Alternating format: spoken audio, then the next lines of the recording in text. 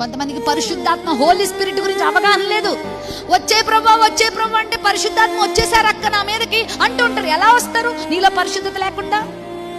Without holiness hour Holi spirit will not stay abide in you. ఆయన నీలో ఉండలేరు.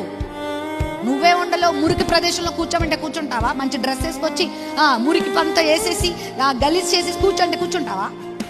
నీ హృదయం అంతా కల్మషంతో ఉండి ప్రభా ఉండు నా హృదయం అంటే ఎలా ఉంటారు ఆయన? దుష్టత్వము చూడలేనంత నిష్కల్మషమైన కళ్ళు కలిగిన వాడు ఆయన. దేనన్నా సహిస్తాడేమో కానీ దెబ్బలను సహిస్తాడు, నిందలను సహిస్తాడు, కొరడా దెబ్బలు సహిస్తాడు, సిలువను కూడా భరించాడు. కానీ పరిశుద్ధతను మాత్రం ఆయన సహించలేడు, ఉండలేడు.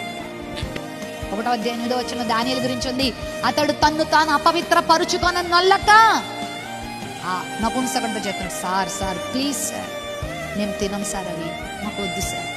మీరు తినకపోతే నన్ను చెప్తాడయ్యా బాబు. మీకు ఆ పరిస్థితి రాదు సార్, మా దేవుడు మాకు తోడుగా ఉంటాడు సార్. ఎక్కడ పరిశుద్ధత ఉంటుందో అక్కడ పరిశుద్ధాత్మ దేవుడు ఉంటారు. పరిశుద్ధత అనేది డబేల్మని నీ మీద పడిపోదు వరంలాగా. పరిశుద్ధతను ప్రాక్టీస్ చేయాలి, ప్రతిరోజు ప్రాక్టీస్ చేయాలి.